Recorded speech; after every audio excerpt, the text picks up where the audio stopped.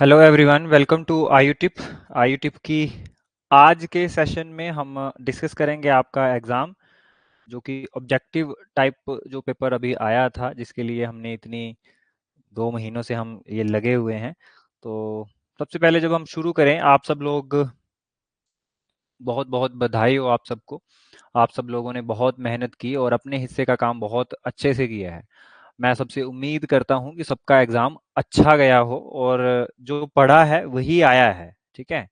कुछ चीज़ें छोड़ के, जैसा कि मैंने आप सबको पहले ही बताया था कि आप 100 आउट ऑफ 100 नहीं तैयारी कर सकते और ना ही हमें 100 आउट ऑफ 100 के लिए जाना था, ठीक है? तो आप पहले बता दो मुझे कि किस-किस का एग्ज़ाम कैसा हुआ है। और सबसे पहले आंसर की शुरू करने से पहले आप मुझे अपने व्यूज़ बता दो कि आपका पेपर कैसा हुआ, पेपर कैसा आया था? मैंने आपका पेपर देखा, मुझे तो पेपर मीडियम, एवरेज, ठीक है? एवरेज या मीडियम सा लगा, ठीक है? ना बहुत आसान है, ना बहुत टफ है। तो इससे पहले कि हम आगे के आंसर की डिस्कस करें, आप लोग बता दो कि एग्ज़ाम आपको कैसा लगा? कैसा पेपर आया था? और क्या उसकी टफनेस थी, आपको ज़्यादा टफ लग गया, ज़्यादा डीप आ गया था, या फिर कोई सब्जेक्ट ऐसा था जो ज़्यादा पूछ लिया गया था, कुछ ऐसा था? आप सब लोगों के क्या-क्या व्यूज़ है? क्लास शुरू करने से पहले आप यही बता दो कि आपका एग्ज़ाम कैसा हुआ? सब लोग, है ना? थोड़ी इंटरेक्टिव सी क्लास हो जाए। क्लास तो है नहीं वैसे, डिस्कशन ही है। तो इसमें फिर लास्ट में फिर हम बताएँगे कि सही आंसर क्या-क्या है, ठीक है? और हमने कब-कब ये पढ़ा है, कहाँ-कहाँ इसका रेफ़रेंस है। हाँ, मीडियम सा पेपर था, है ना? आप सबका कैसा हुआ फिर पेपर?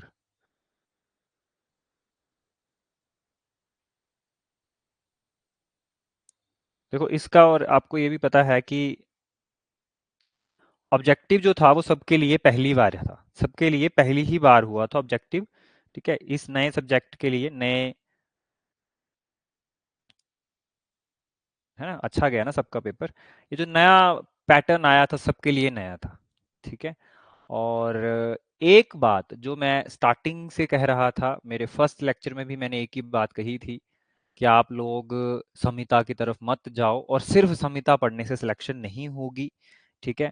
और जो सिलेबस दिया है वही पेपर आता है, उसके अलावा पेपर नहीं आता है, ठीक है?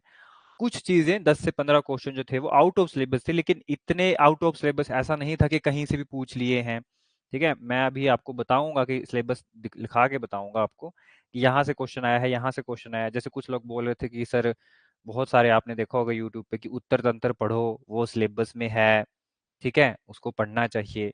तो आपने देखा कि उत्तर तंत्र से कोई क्वेश्चन नहीं आया था, ठीक है?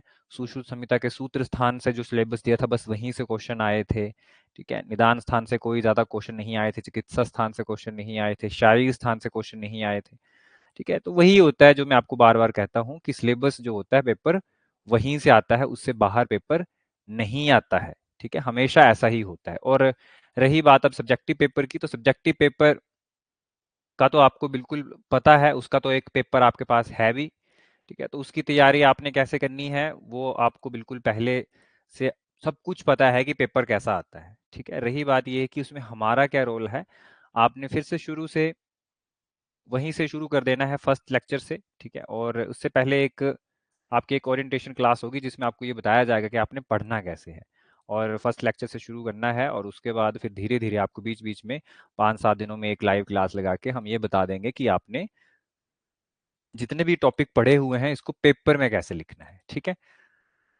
तो आई होप आप सबका एग्ज़ाम अच्छा गया हो। और सबसे पहली मेन चीज़ यही है, मुद्दा यही है, लोग कह रहे हैं कि बहुत सारे लोग, और आप भी उसी में ही होंगे, कि कितने मार्क्स हमें चाहिए, ठीक है? तो वैसे तो ब्लाइंड है ये सारी चीज़ें, ठीक है? हमें ये भी नहीं पता है कितने बच्चों ने पेपर दिया है, ठीक है? और हाँ, और अच्छा भी हो सकता था, लेकिन ऑब्वियस सी बात है, एक स्टूडेंट, एक किसी डॉक्टर साहब का मुझे फ़ोन भी आया था कि हमने पढ़ाई बहुत अच्छे से की है, बाकी एग्ज़ाम होगा नहीं होगा, ये बहुत सारी चीज़ें इस पे मैटर, बहुत सारी चीज़ों पे मैटर करता है। तो चलो उसके बाद हम बाद में डिस्कस करते हैं। सबसे पहले हम ये देखते हैं कि पेपर का सही आंसर क्या है। तो सबसे पहली चीज़ इम्पोर्टेंट ये है कि सबसे जो पहला क्वेश्चन आया था, अच्छी बात यह है कि अगर तंत्र बहुत सुपरफिशियल आया, ऑब्जेक्टिव में सुपरफिशियल ही आएगा, वो मैंने आपको पहले भी कहा था। और स्वस्थ आधा सुपरफिशियल था, कुछ एक क्वेश्चन जो थे वो डीप क्वेश्चन थे, ठीक है। और वो तभी होने थे जब आपने डिटेल में पढ़ा होना था, ठीक है।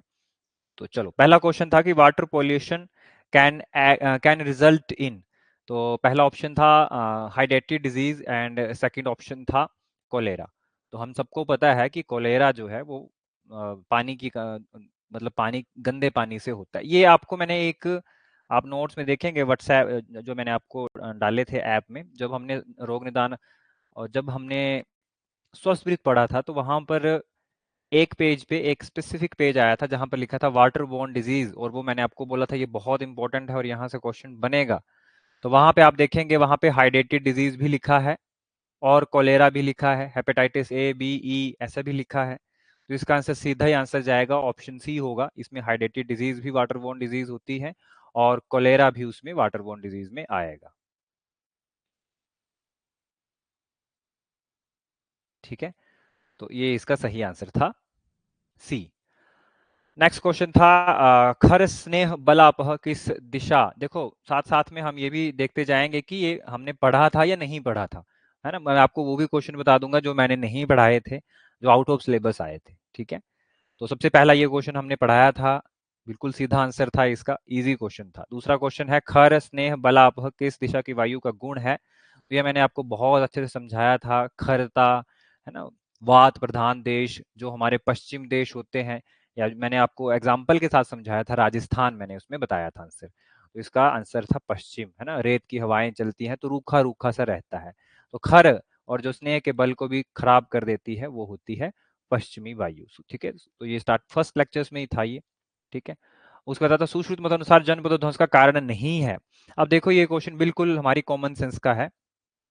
मान लिया कि हमने चरक संहिता पढ़ा था, जनपद ध्वंस में सिर्फ हमने चरक संहिता वाला जनपद ध्वंस पढ़ा था, हमने सुश्रुत संहिता वाला नहीं पढ़ा था। चरक में भी हमने पढ़ा था कि कारण अधर्म होता है, ठीक है, कारण अभिशाप होता है, ये भी हमने पढ़ा था। अब इसमें बिल्कुल आप कॉमन सेंस से देखोगे तो होम जो होता है, यज्ञ होम हवन, ये सारी चीजें हमने वायु शुद्धि में पढ़ी थी, और हमें पता है कि ये दैवभाषी चिकित्सा है। तो ये चिकित्सा है, ये कारण नहीं है। होम का मतलब होगा यज्ञ होम वगैरह करना, ठीक है। तो इसका सही आंसर होगा होम जो है वो कारण नहीं हो सकता, ठीक है, क्योंकि वो ट्रीटमेंट है। तो इसका सीधा आंसर देखो, अधर्म नहीं होना था, अभिशाप नहीं होना था, अकृत्या भी नहीं होना था, होम इसका सही आंसर था, ठीक है। उसके बाद देखो, फिर से वही बातें हैं सारी कि हम सिर्फ आइडिया लगा सकते हैं, हम हर चीज के लिए प्रिपेयर हो सकते हैं।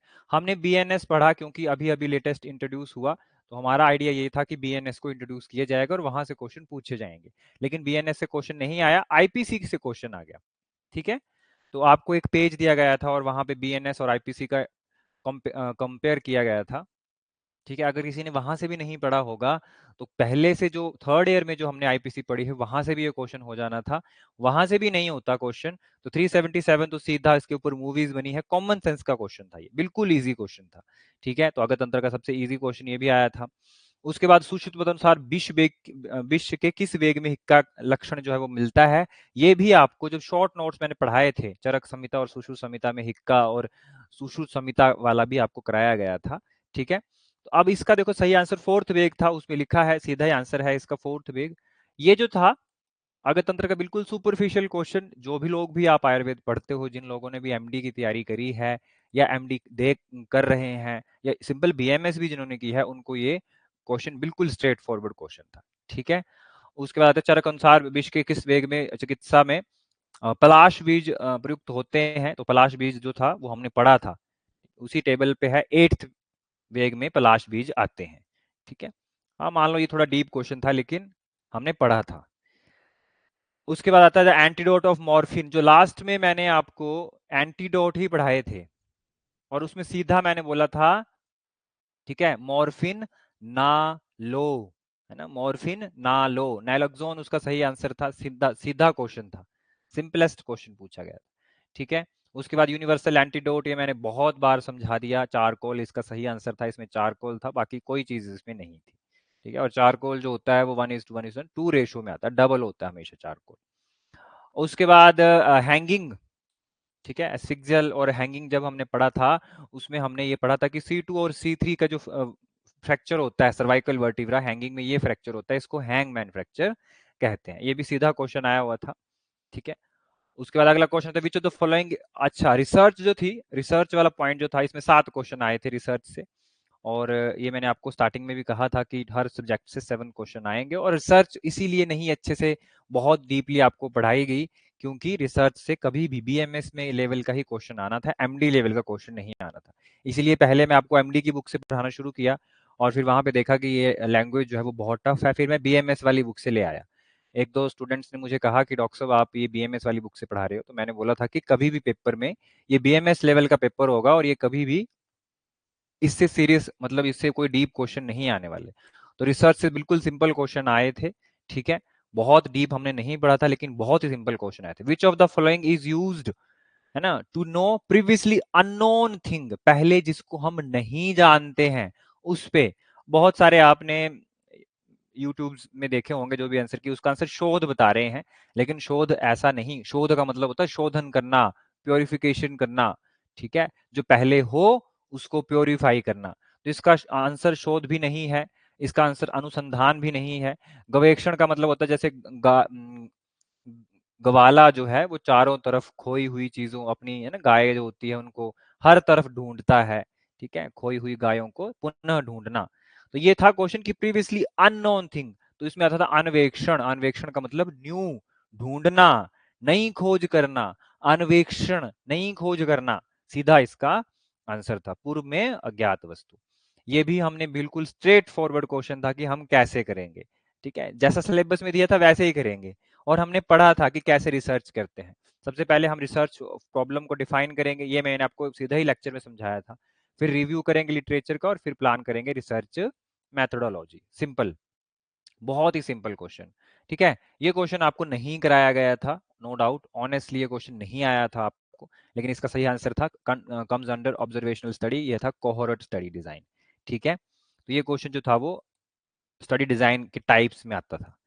ठीक है। उसके बाद आते हैं हम Aamby direction study design. Aamby direction का मतलब क्या हो गया, दोनों डायरेक्शन में। ठीक है। तो retrospective study and prospective study, ये भी कॉमन सेंस से क्वेश्चन हो जाना था। इसका आंसर है बोथ ए एंड बी। ठीक है।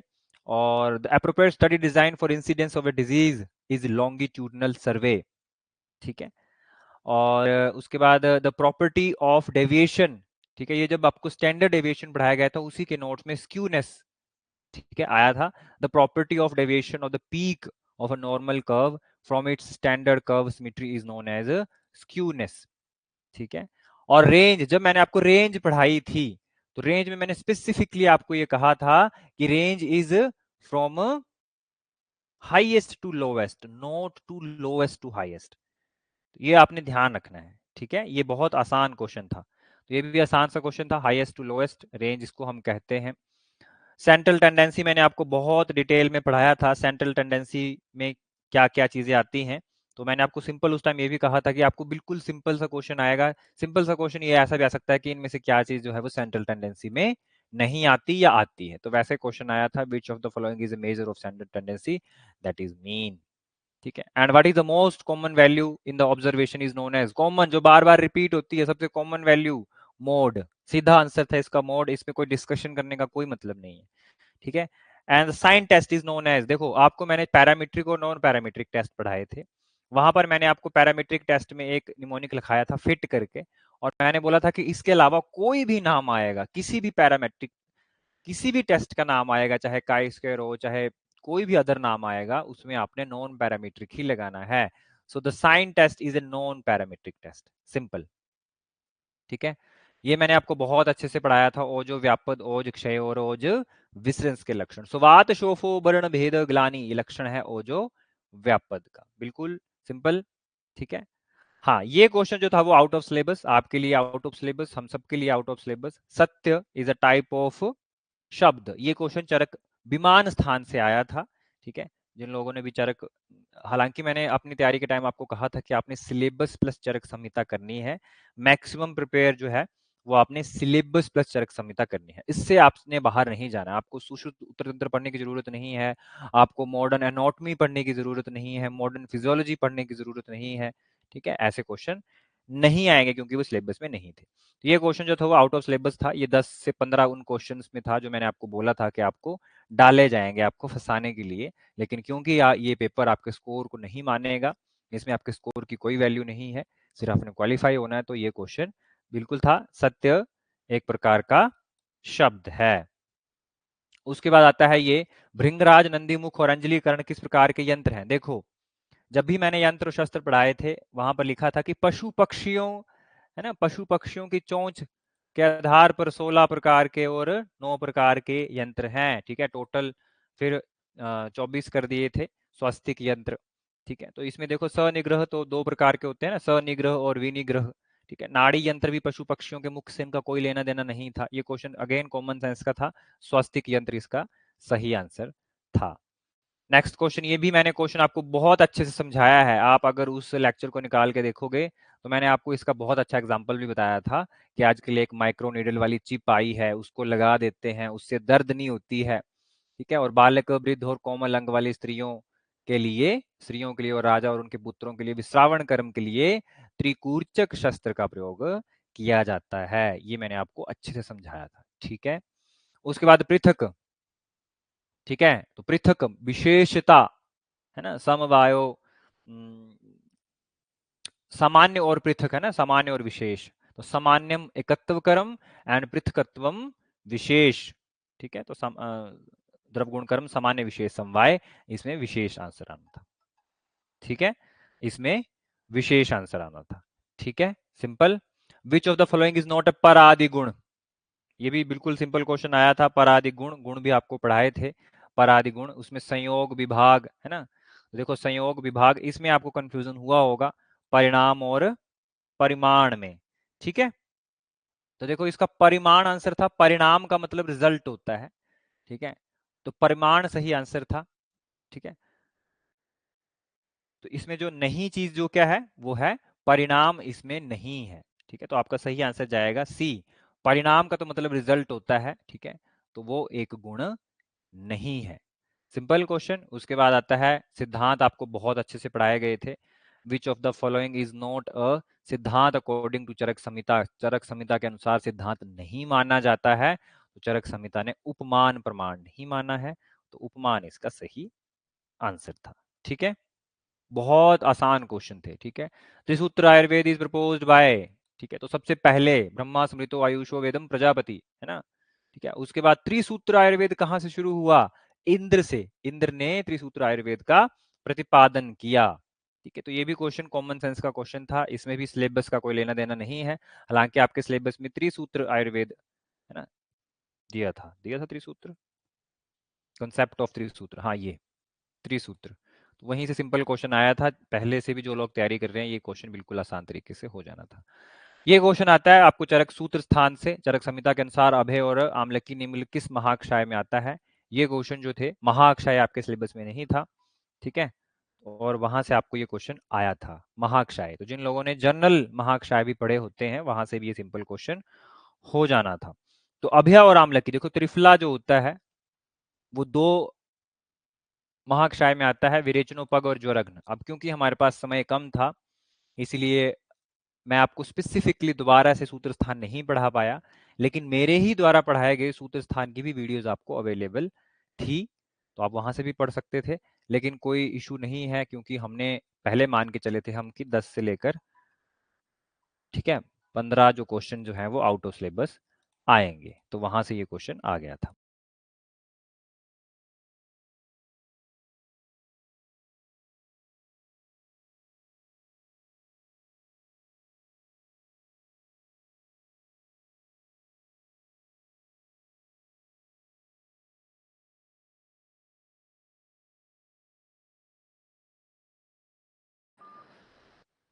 ठीक है, उसके बाद आते हैं हमारे पास जो त्रिफला की मैं बात कर रहा था कि त्रिफला जो होता है, ये मैंने आपको उन लेक्चर्स में भी ट्रिक से समझाया है कि त्रिफला जो है विरेचनोपग और ज्वरघ्न महाक्षय में आता है।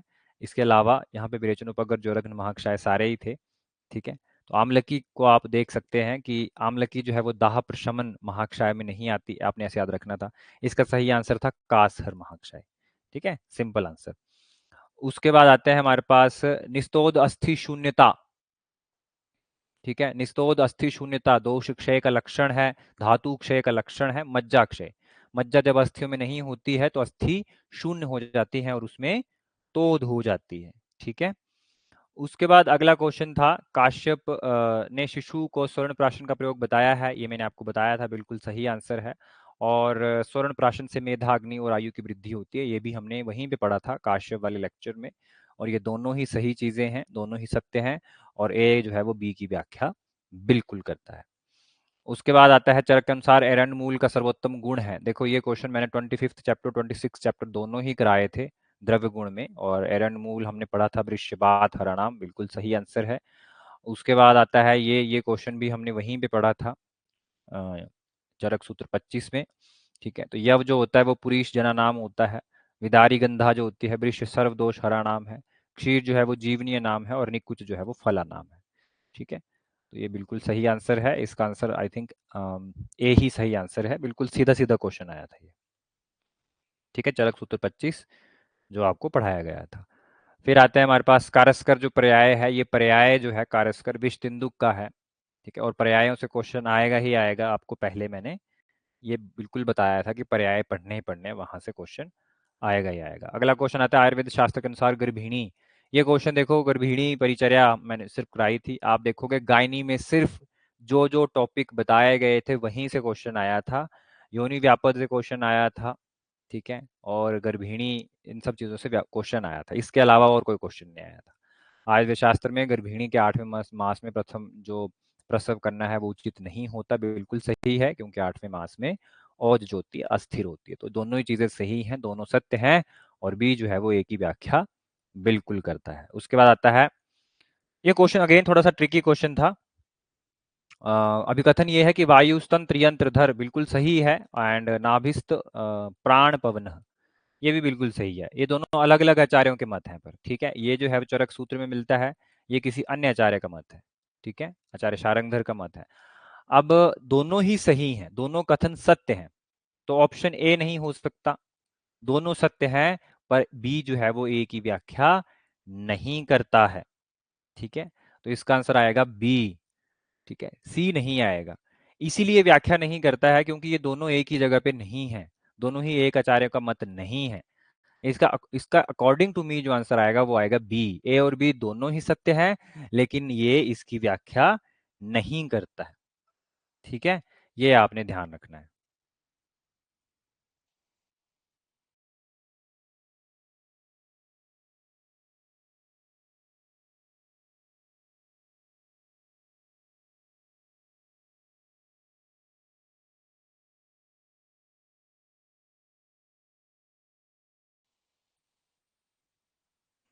ठीक है। तो इसका आंसर ये है बी, इस पे आपने बिल्कुल ध्यान देना है।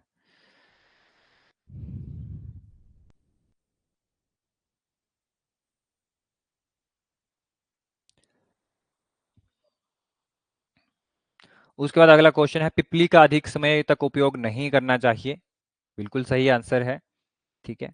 और क्योंकि पिपली जो होती है अपात भद्रा होती है, बिल्कुल सही है। उपक्लेदन करती है और दोष संचय अनुबंध गुण पाया जाता है। अब संस्कृत में तो यहाँ पे पिपली के लिए परिक्लेदी वर्ड आया, लेकिन हिंदी में परिक्लेदी का मतलब भी उपक्लेदन ही होता है। ठीक है। तो ये दोनों ही चीजें जो है वो एक दूसरे को की व्याख्या करते हैं। अगर आप इसको गलत भी मान लो, अगर सेकंड वाले गुण को आप गलत भी मान लो, अगर आप उपक्लेदन की जगह पे आप ये बोलते हो, जैसे कुछ लोग बोल रहे हैं कि इसमें परिक्लेदी वर्ड आता है, पिपली के लिए परिक्लेदी वर्ड आता है, तो आपको ऐसा हो जाएगा कि पहला कथन सत्य है और दूसरा असत्य है, यही ऑप्शन बनना था। तो ऐसा नहीं है, ऐसा ऑप्शन ही नहीं है। पहला असत्य है, ये नहीं हो सकता।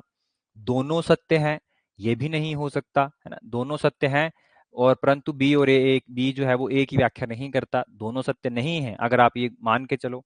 ठीक है। दोनों सत्य हैं और ये सही व्याख्या करता है, या ए और बी दोनों असत्य हैं, ऐसा भी नहीं है।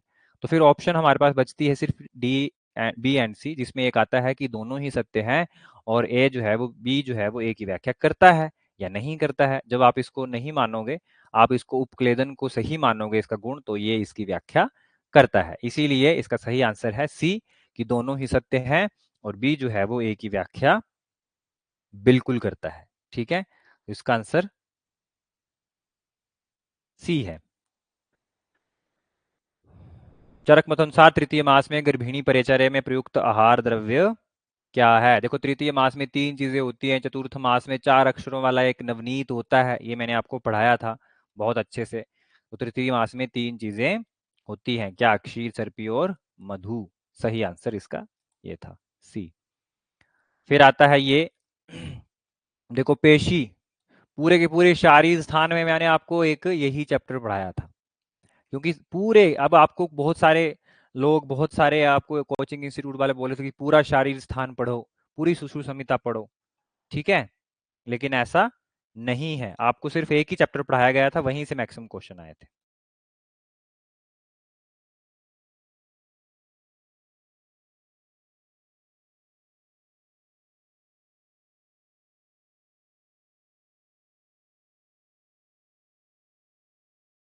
ठीक है, तो एक ही चैप्टर से क्वेश्चन आया था शरीर अंग अवयव वाले से ना, तो वहां पर आपको पेशियों की संख्या बताई गई थी कि अपत्य पथ में 4 होती हैं, ठीक है। 2 मैंने आपको बताया था, लेजिया लेविया मेजोरा और माइनोरा, गर्भ छिद्र में 3 होती हैं, ठीक है, नाभि में 1 होती है, ठीक है। तो इसका आंसर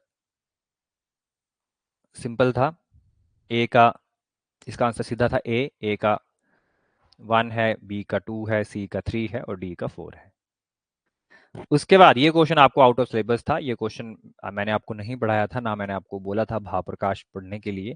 भाप्रकाश के अनुसार बालकों के लिए कुपोषण को दूर करने की सबसे उत्तम औषधि जो है, इसका सही आंसर आपको, अब इस पे सबको डाउट ही है ये क्वेश्चन, लेकिन इस क्वेश्चन का आंसर जो है वो या तो सी होगा या डी होगा, कुटकी या फिर अश्वगंधा, लेकिन मोर ओवर इसका आंसर अश्वगंधा ही होगा, ठीक है। इसका आंसर डी होगा, अश्वगंधा। उसके बाद अस्थियों की संख्या, अगेन वहीं से क्वेश्चन आ गया अस्थियों का। देखो कपाल अस्थि का आपको एग्जाम्पल आपको बताया था, ठीक है। देखो रुचक अस्थि, जिनसे रुचि बढ़ती है, वो होते हैं दांत, ठीक है।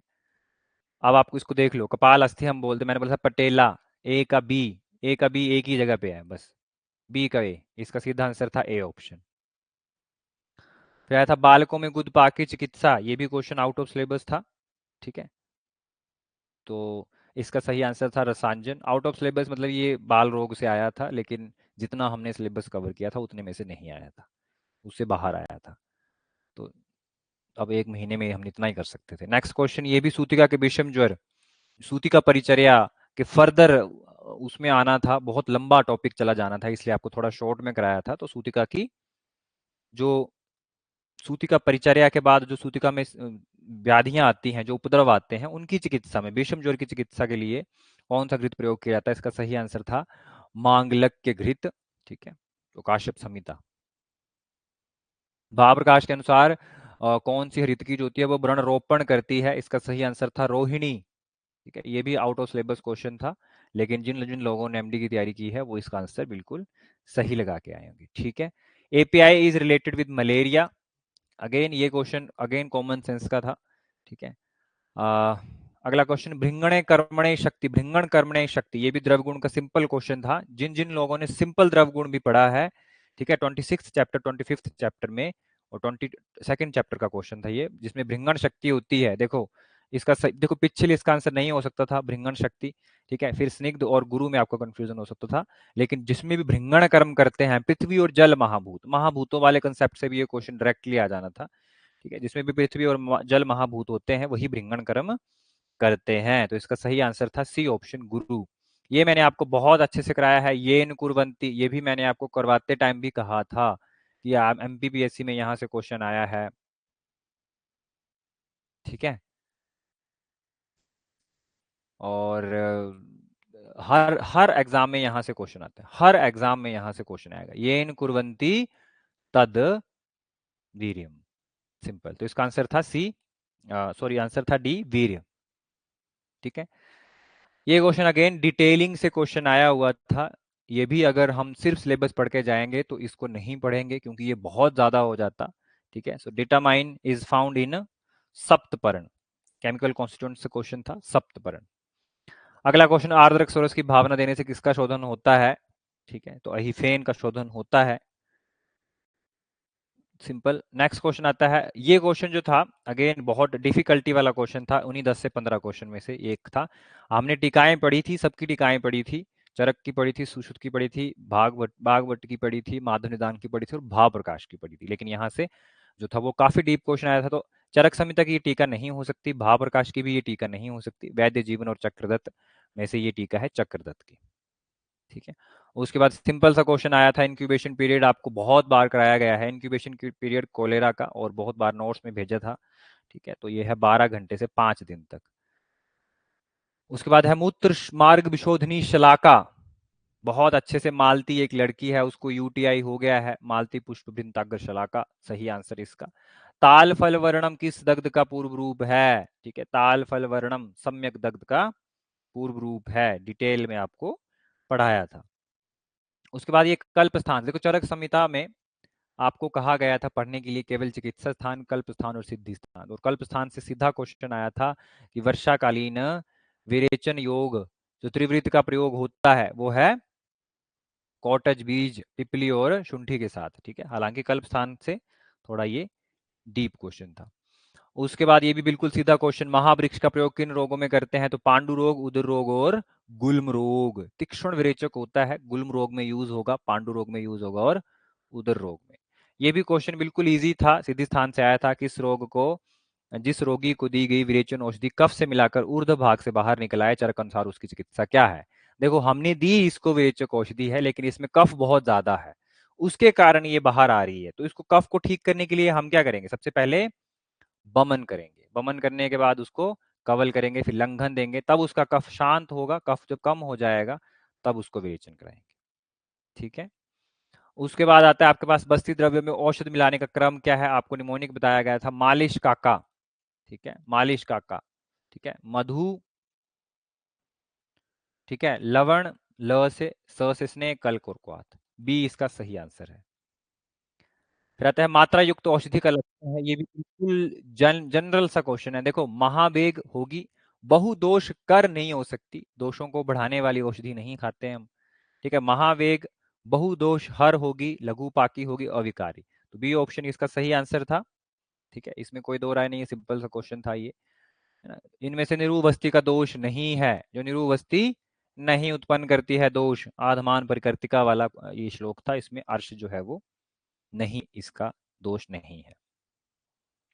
बमन कहती योग का लक्षण है, सिंपल, मोह, मूर्छा, निद्रा नाश, ये सब बात के प्रकोप से होता है। बल हानि, कंपन नहीं होता, उन्माद नहीं होता, हिक्का नहीं होती, तो ये सारे क्वेश्चन गलत हो जाएंगे, एक ही ऑप्शन इसका 59 जो है वो सही है। ये मैंने आपको लास्ट के लेक्चर्स में, है ना, लास्ट के 3-4 लेक्चर्स में मैंने आपको पढ़ाया चिकित्सा सूत्र। चिकित्सा सूत्र में ये बिल्कुल स्ट्रेट फॉरवर्ड आया था, मधुरैर जीवनीश्च बल मांस विवर्धने, है ना। चरक संहिता में बोला था चिकित्सा सूत्र को डिटेल से पढ़ना है। ठीक है,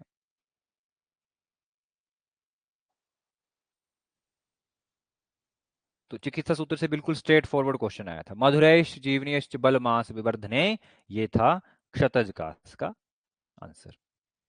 चरक अनुसार दुग्ध आहार के साथ सोहरित की प्रयोग जो है वो किस व्याधि में करते हैं? उदर रोग। देखो मैंने आपको पहले ही कहा था कि चिकित्सा स्थान आपको पूरा ही पढ़ना है, आप उसको छोड़ नहीं सकते, क्योंकि आपको पढ़ना ही चिकित्सा स्थान है, सिद्धि स्थान, चिकित्सा स्थान और कल्प स्थान। ठीक है, तो वहां से क्वेश्चन आया था सिंपल। उन्माद में प्रयोग किया जाता है, देखो सिरावेद, पुराण घृत और सिद्धार्थक, तीनों ही चीजें यूज होती है, तो उसका आंसर था 64 का डी आंसर। स्वास्थिक बंधन ये आपको नहीं कराए गए थे, सिलेबस में नहीं थे। ठीक है, लेकिन ये फ्रैक्चर वाले पॉइंट ऑफ व्यू से आ गया था, और अंश संधि में स्वास्तिक बंधन लगाया जाता है, सिंपल क्वेश्चन। उसके बाद चरक संहिता के अनुसार शूल प्रशमन और दीपनीय महाक्षय, अगेन फिर से महाक्षय से दो क्वेश्चन आए थे। ठीक है, और शूल प्रशमन और दीपनीय महाक्षय, इसमें देखो दोनों ही द्रव्य हैं, पंचकोल या तो मरीच या अजमोदा। ठीक है, मरीच, अजमोदा। देखो शूल प्रशमन महाक्षय में आता है षड उष्ण। ठीक है, पंचकोल प्लस मरीच। ठीक है, तो ये हो गया शूल प्रशमन महाक्षय, और दीपनीय महाक्षय में आता है अमलवेतस। अब इसका आंसर जो है ए और बी, इसमें कंफ्यूजन है। ठीक है, इसको भी चेक करेंगे हम। ठीक है, लेकिन इसका जो सही आंसर मेरे हिसाब से होना चाहिए वो होना चाहिए बी। ठीक है, इसको हालांकि मैं चेक करके आपको बताऊंगा, इसमें ए और बी दोनों ही हो सकते हैं। उसके बाद आता है चरक अनुसार कौन सा पदार्थ द्रव्य गुण संग्रह में नहीं आता। द्रव्य संग्रह के कारण द्रव्य से आया था, सीधा ही क्वेश्चन सिलेबस का एक सिंपल पॉइंट, और वहीं से क्वेश्चन आया था, है ना। पंच महाभूत मन कालो आत्मा, है ना, दिशा, तो उसमें गुण नहीं आता है, गुण सिंपल क्वेश्चन था। वाद मार्ग से क्वेश्चन आ गया था, ये भी नहीं पढ़ाया, सिलेबस में नहीं था। व्यवसाय इसका सही आंसर था। पांडु रोग में प्रयोज्य है पथ्याघृत और कटुकाद्य घृत, संशमन योग, ठीक है। विद निमोनिक आपको भेजे गए थे, जिसने सिंपल भी रीड किया होगा, दोनों ही यूज होते हैं, पथ्या और कटुका। पथ में कांटे थे, वैसा करके एक निमोनिक था। चरक अनुसार ग्रहणी में प्रयोज्य है, क्षार भी प्रयोज्य होता है कफज ग्रहणी में, पिंड आसव भी होता है, मूल आसव भी होता है, इसका भी आंसर सभी था, D. National AIDS control programme, इसका मैंने आपको एक स्पेसिफिक फोटो भेजी थी, फिर लेक्चर के बाद एक स्पेशल फोटो भेजी गई थी, और वहां पर आपको बताया गया था कि ये फर्स्ट फेज है, ये सेकंड फेज है। प्रोग्राम से क्वेश्चन आना ही आना था, 100% था, ठीक है। इसका सही आंसर सेकंड फेज था 1999 से 2006 के बीच में। हैंसन डिजीज मैंने रिवीजन में भी बहुत बार बताई, और जब मैंने पढ़ाया तब भी मैंने बहुत बार बताया, हर एक डिजीज मैंने अच्छे से पढ़ाई है। माइकोबैक्टीरियम लेप्राई, ठीक है, हैंसन डिजीज। ऑक्यूपेशनल डिजीज भी बहुत बहुत ही आसान क्वेश्चन। कैंसर एक ऑक्यूपेशनल डिजीज है, सिलिकोसिस भी एक ऑक्यूपेशनल डिजीज है, हाइपरटेंशन भी है, तीनों ही है, सिंपल, ये भी क्वेश्चन पढ़ा गया था। Biological treatment of the sewage is done, ये थोड़ा सा ट्रिकी क्वेश्चन था, है ना, डीप क्वेश्चन आया था ये, ठीक है। तो इसमें आता है हमारे पास ट्रिकलिंग फिल्टर मेथड, और उसके बाद bio aeration and sludge digestion, तो दोनों ही होते हैं, ठीक है, बोथ ए एंड बी। उसके बाद आता है विच ऑफ द फ्लोइंग की, ये देखो ये अलग से बताया गया था आपको, अच्छे से ये डिटेल में पढ़ाया गया है, 10 कोड कलर कोड बताए थे।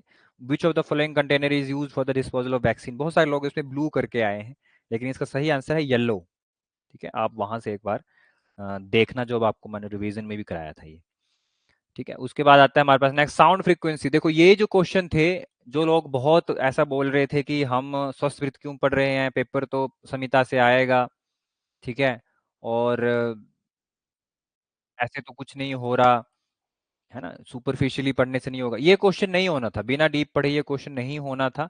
ये मैंने आपको जब साउंड पढ़ाया था तब भी बताया था। उसके बाद जब मैंने आपको रिवीजन के नोट्स दिए हैं, वहां पर स्पेसिफिकली लिखा हुआ है, आज आपने वो नोट्स देखने, वहां पर स्पेसिफिकली लिखा था the sound frequency which may interfere the speech. देखो वहां पर 12 डेसिबल लिखा था, और 12 डेसिबल के ऊपर मैंने लिखा था 300 से 500 हर्ट्ज तक अगर साउंड हो तो वो बोलने की शक्ति को भी दिक्कत दे सकती है, 300 से 500 हर्ट्ज, डी इसका सही आंसर था, ठीक है। And cause of land pollution include, देखो लैंड से भी क्वेश्चन आया था, आप देख लो संस्कृत के हर एक टॉपिक से क्वेश्चन आया हुआ है, ठीक है। तो भूमि प्रदूषण का मेन कारण क्या है, लिटरिंग, गंद फेंकना, और अर्बनाइजेशन, दोनों ही है, तो both A and B, simple. उसके बाद ये क्वेश्चन अगेन फिर से कॉमन सेंस का, स्वस्थ की परिभाषा सुश्रुत में कहाँ दी गई, तो सूत्र स्थान के 15th चैप्टर के 48 रेफरेंस था इसका। मर्फीज ट्रायड सबसे कॉमन, ठीक है, तो सीधा ही क्वेश्चन आया था, मर्फीज ट्रायड कहाँ होता है, पेन, वॉमिटिंग एंड टेम्परेचर, सीधा क्वेश्चन, स्ट्रेक्ट डायरेक्ट अपेंडिसाइटिस। उसके बाद ये क्वेश्चन अगेन थोड़ा सा आउट ऑफ सिलेबस, ये भी question again out of syllabus, ये क्वेश्चन आया था course sonographic features of cirrhosis of the liver, ठीक है, इसमें दोनों आना था, ए एंड बी दोनों ही चीजें, ठीक है। तो ये उसके बाद आता है हमारे पास राजयक्षमा के एकादश रूप में क्या नहीं आता, तो उदरशूल नहीं आता, हमने पढ़े हैं एकादश राजयक्षमा वाले रूप, उदरशूल उसमें नहीं आता। अकॉर्डिंग टू सुश्रुत श्रीपद असाध्य होता है, श्रीपद के लिए स्पेसिफिकली बोला गया है 1 वर्ष पुराना ही वो असाध्य होता है। बाकी आंसर देखो आपने कभी पढ़ा भी नहीं होगा, 5 माह पुराना, 3 माह पुराना, आधा वर्ष, ये तो आपने कहीं नहीं पढ़ा होगा। थैलेसेमिया मेजर, देखो थैलेसेमिया मेजर आप इसको छोड़ दो कि आपके किसी के सिलेबस में दिया है नहीं दिया, थैलेसेमिया में क्या होता है ना, एचबी की फॉर्मेशन में दिक्कत आती है, प्रोफाउंड एनीमिया होगा, एनीमिया होगा, फिर एनोरेक्सिया भी होगा, ठीक है। फ्रीक्वेंट जब एनीमिया होगा तो आरबीसीज नहीं बन पाएंगे, ठीक है, ओज कम हो जाएगी, frequent infection and growth retardation होगी, ऑल ऑफ द अबव हो जाएगा इसमें, इसका सही आंसर था। चरक अनुसार कर पाद दाह, पूरा का पूरा निदान स्थान मैंने आपको पढ़ाया था, निदान स्थान से ये क्वेश्चन आया था, एक पूर्व रूप, और मैंने आपको बोला था कि पूर्व रूप से क्वेश्चन आएगा, तो प्रमेय का पूर्व रूप है कर पाद दाह। अंतरदाह ज्वर वाले चैप्टर में रसगत, रक्तगत, मांसगत ज्वर, अंतरदाहो, है ना, सतृणमोह, सृष्ट ग्लानि, है ना, सृष्ट विषक्ता, विटकता, ये क्वेश्चन मैंने आपको नहीं कराया था, ये क्वेश्चन बहुत सुपरफिशियल था। पर्याय, क्योंकि देखो एक होता है कि मैं आपको सारी चीजें भेज दूं, पर्याय का भी मैं आपको लेक्चर भेज दूं, ये भी पढ़ा दूं, ठीक है, तो बहुत ज़्यादा हो जाता, इसीलिए आपको ये चीज़ें छोड़ी थी। ये पर्याय जो था, इनमें से किसका पर्याय जो है वो नटभूषण नहीं है, वो है मनोगुप्ता। मनोगुप्ता जो है वो मनःशिला का पर्याय है, तो इसका आंसर डी होना था। उसके बाद ये क्वेश्चन भी मैंने आपको बहुत अच्छे से पढ़ाया था, रत्नों में मैंने सिर्फ यही एक चीज़ अच्छे से बताई थी आपको कि आपने ये सिंपल सिंपल सा पढ़ना है बस, रत्न। ठीक है, तो माणिक्य जो होता है वो सूर्य का, है ना, माणिक्य मुक्ता प्रवाल, पहले भी मैंने बताया था आपको सूर्य और चंद्र, तो मुक्ता चंद्र का है, तो इसका सीधा ही है, जिसका ए का 2 है और बी का 1 है, एक ही है वो, ये ऑप्शन इसका सही आंसर था। जात्यादि तैल किस योग में तुथ नहीं है, तो आपको संजीवनी बटी में आपको पता है कि तुथ का प्रयोग नहीं है, वहां से भी क्वेश्चन आया था। भस्मों की परीक्षा हमने बहुत अच्छे से पढ़ी थी, इसमें कोई सधूम परीक्षा, किसी भी भस्म की परीक्षा नहीं होती है, तो सी इसका सही आंसर था। ठीक है, पारद मैंने आपको बहुत अच्छे से पढ़ाया था और पारद से बहुत आसान क्वेश्चन आए थे। पारद की अदृश्य गति जो है जीव गति होती है, आपको क्लास में कराया गया था, ये भी आपको बहुत बार पढ़ाया गया है। पारद की निर्गंध मूर्छना क्या नहीं है जिसमें गंधक नहीं डलता, है ना, तो सब में इन देखो, मुग्ध रस में गंधक नहीं डलता, रस कर्पूर रस पुष्प में गंधक नहीं डलता, इसमें गंधक डलता है, तो ये एक निर्गंध मूर्छना नहीं है। रस सिंदूर एक निर्गंध मूर्छना नहीं है। शारंगधर मत अनुसार निम्नलिखित में कौन सी एक एक किस कल्पना की मात्रा एक कर्ष होती है, तो ये क्वेश्चन ही थोड़ा सा गलत है, इसमें सारे ही हैं। ठीक है, आप इसको देखोगे, शोध जो है वो पर्याय है चूर्ण का, वर्ती जो पर्याय है बटी का, कल्क कल्क है। ठीक है, तो इसमें शोध लिखा है, इसमें देखो बर्ती भी है, रज भी पर्याय चूर्ण का ही है, अवाप कल्क का है, प्रक्षेप है, चूर्ण, तो ये तीनों ही ऑप्शन सही है इसमें, निर्यु वाला ऑप्शन नहीं है, है ना, निर्यु जो है क्वाथ को बोलते हैं, तो ये तीनों ही ऑप्शन सही है, या तो क्वेश्चन ड्रॉप हो जाएगा या तीनों में जिसने भी आपने लगाया होगा तीनों ही सही आंसर होंगे। ठीक है, ये भी क्वेश्चन आपको स्ट्रेट फॉरवर्ड मैंने लास्ट लास्ट लेक्चर्स में पढ़ाया था, भेषज कल्पना। ठीक है, और मैंने आपको बताया था, ये बहुत सिंपल स्ट्रेट लाइन बताई थी कि पेया के लिए ग्राहिणी धातु पुष्टा, तो इसका आंसर था सी। शारंगधर संहिता मत अनुसार, ये वही सवारा दोबारा से क्वेश्चन रिपीट हो गया। दांतों की शुभता हेतु मारुति इष्ट यज्ञ, है ना, दांत खराब हो जाते हैं फिर हनुमान जी को मनाना पड़ता है, ये भी मैंने आपको कहानी सुनाई थी कि मोती उन्होंने अपने दांतों से तोड़ दिए थे। ठीक है, तो मारुति इष्ट यज्ञ जो है वो किसका किसका अवदान है, ये किसने इसका वर्णन किया है, तो हमने काश्यप संहिता में ये पढ़ा था, तो केवल काश्यप ने इसका वर्णन किया है। ठीक है, उसके बाद जो आता है नेक्स्ट क्वेश्चन आता है, आचार्य चरक अनुसार जात जात मात्र शिशु के जात कर्म में मधुर सर्पी का प्राशन कराया जाता है, जो संभवतः इनमें से किस व्याधि को रोकता है। ठीक है, अब इसका जो आंसर है, अगर आप देखेंगे तो इन्होंने लिखा है कि संभवतः, नॉट अकॉर्डिंग टू आचार्य चरक, है ना, तो आंसर जो आया इसमें हाइपोग्लाइसीमिया और हाइपोथर्मिया है, कि मधु और सर्पी के प्राशन से, है ना, जात कर्म जो करवाया जाता है वो क्या रोक सकता है, मे, है ना, मे बी प्रिवेंशन ऑफ। तो देखो, पहली चीज तो ये है कि हाइपोग्लाइसीमिया तो रोकेगा ही, क्योंकि उसमें मधु है, उसमें शुगर है, हाइपोग्लाइसीमिया को तो वो रोकेगा ही। ठीक है, और दूसरा जो है वो आता है हाइपोथर्मिया। ठीक है, तो हाइपोथर्मिया अगर किसी पेशेंट को, बच्चे को अगर होता है, तो वो किसी इन्फेक्शन के कारण होगा, तो हम जब जब जब भी हम ये कराते हैं, जात कर्म करवाते हैं, तो ये इम्यूनिटी बूस्टर होता है, तो मेरे हिसाब से तो ये हाइपोग्लाइसीमिया को भी रोकेगा ही और हाइपोथर्मिया को भी रोकेगा ही, है ना, तो इसका आंसर सी होना चाहिए। ठीक है, हाइपोथर्मिया को भी रोकेगा ही, फिर उसको भी आप नहीं, क्योंकि आप बोल रहे हो संभवतः, हो सकता है, ऐसा कोई प्रमाण नहीं है, तो रोकने के लिए तो फिर वो हाइपोग्लाइसीमिया तो अंडरस्टूड है कि हाइपोग्लाइसीमिया को तो रोकेगा ही, और हाइपोथर्मिया भी रोक सकता है, जब इन्फेक्शन नहीं होगा, जब ओज बढ़ जाएगी तो हाइपोथर्मिया भी नहीं होगा पेशेंट को, तो इसका आंसर मेरे हिसाब से सी है। ठीक है, क्योंकि चरक संहिता से नहीं है, कॉमन सेंस से क्वेश्चन है। विच of the following is not the घृत एज डिस्क्राइब्ड इन काश्यप संहिता लेहन अध्याय में, देखो संवर्धन घृत हमने पढ़ा था, अभय घृत पढ़ा था, कल्याणक घृत भी होता है, काश्यप घृत काश्यप संहिता में नहीं है ना, उस चैप्टर में नहीं है।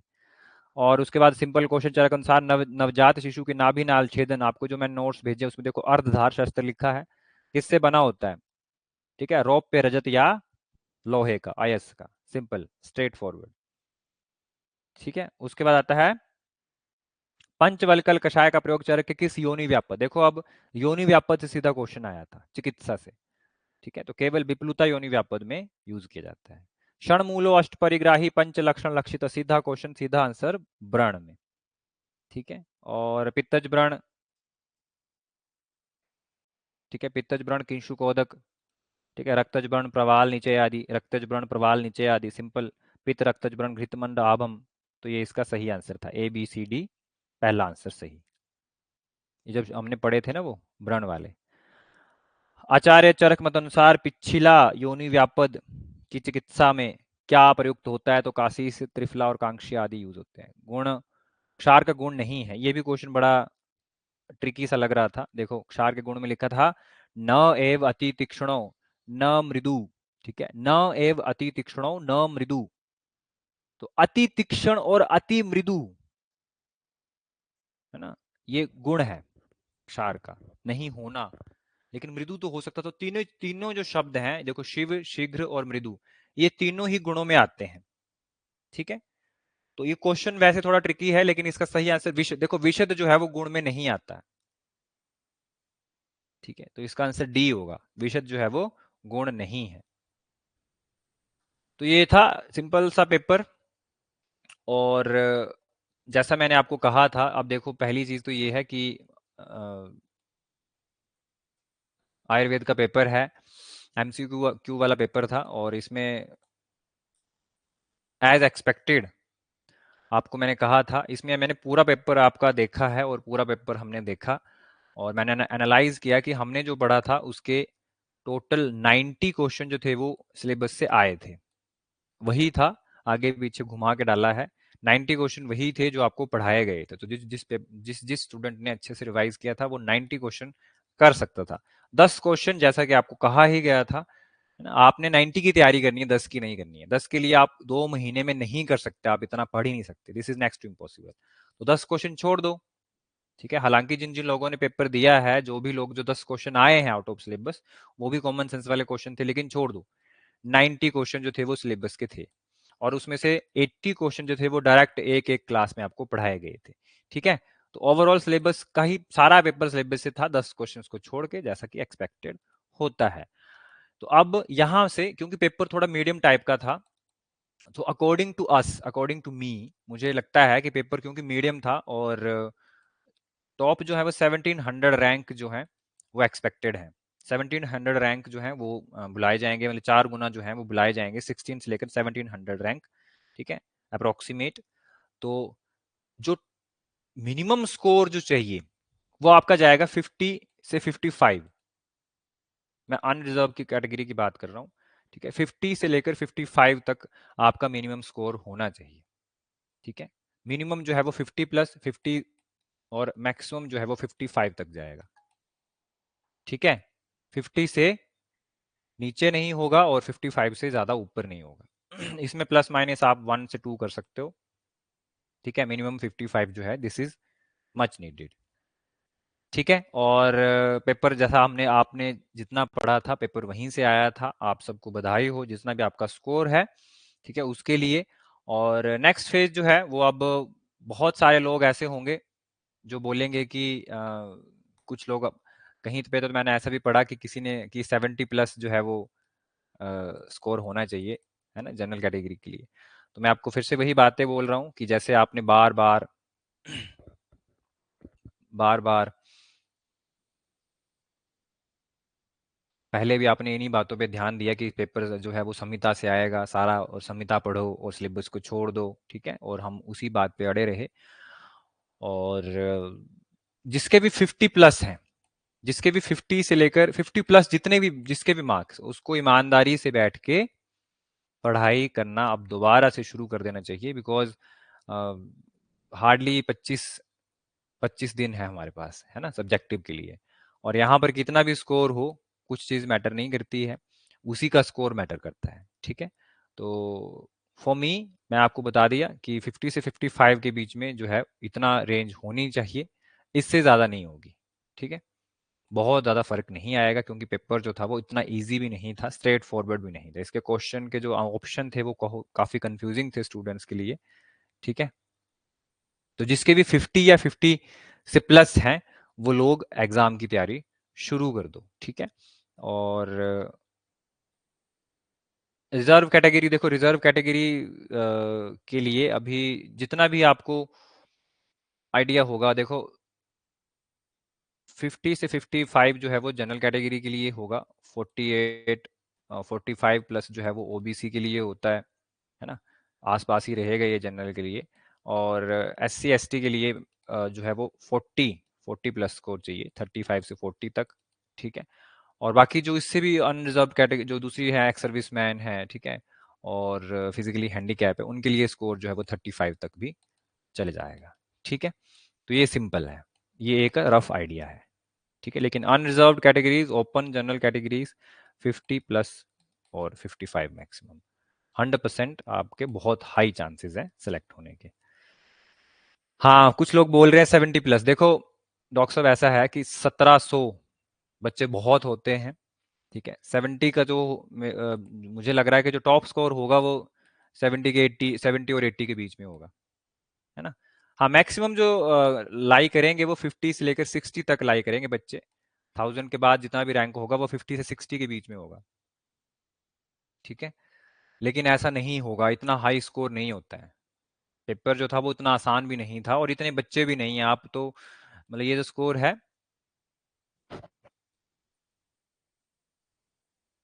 देखो 69 is very good score doctor Kiran, 69 is very good score, ठीक है। So don't get deviated again, दोबारा से डिस्ट्रैक्ट नहीं होना है। आप बहुत अच्छे, आप सब लोग बहुत अच्छे तरीके से पढ़ाई कर रहे थे और अभी आप उसी का रिजल्ट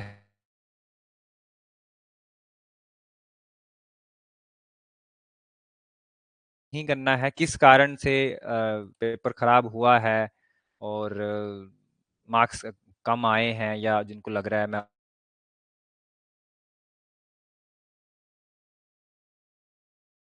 तो आपने इसको बिल्कुल दिमाग में रखना है और अगली बार ये सारी चीज़ें नहीं दोहरानी है, ठीक है।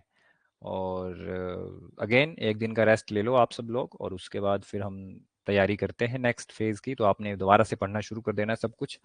और दूसरा पेपर आपके लिए अब नई चीज़ नहीं होगी, दूसरा पेपर आपने देखा है कि सब्जेक्टिव पेपर कैसा आता है, कैसे सॉल्व करना होता है, ठीक है, उसका आपको बहुत अच्छे से आइडिया है, ठीक है।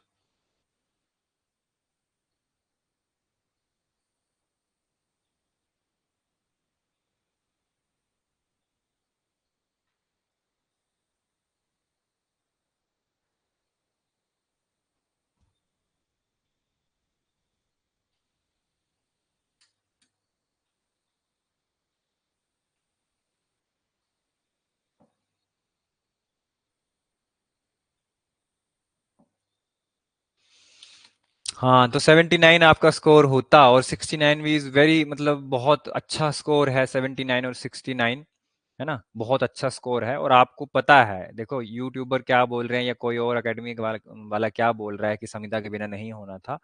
आप ये खुद से पूछ लो कि अगर मैं 79 या 80 स्कोर कर रही हूँ और मैं बिना संहिता पढ़े, है ना, बिना फिजूल की चीजें पढ़े मैं 79 या 80 स्कोर कर रही हूँ, तो पेपर सिलेबस से ही आया तभी किया मैंने, है ना। और दूसरा पेपर जो है वो आपको पता है कहाँ से आएगा, देखा है, ठीक है। तो आप सबको बधाई हो, जिसका भी 50 प्लस स्कोर है वो लग जाओ नेक्स्ट पेपर की तैयारी के लिए, क्योंकि इसका स्कोर मैटर नहीं करता, सिर्फ क्वालिफाइंग एग्जाम है। लेकिन नेक्स्ट पेपर का जो है वो स्कोर बहुत मैटर करता है, इसीलिए बिना पथ भ्रष्ट हुए आपने पढ़ाई शुरू करनी है। सबसे पहले आपने उस टॉपिक से शुरू करना है जो आपके लिए ईजी लगता है। 3-4 दिन, 5 दिन, 10 दिन, 10 दिन, 12 दिन के अंदर अंदर आपने जो इजी इजी टॉपिक हैं वो ख़त्म करने हैं, ठीक है। और बीच बीच में हम आपको लाइव क्लास लगा के ये बताते जाएंगे कि आपने ऐसे ऐसे पढ़ना है, ठीक है।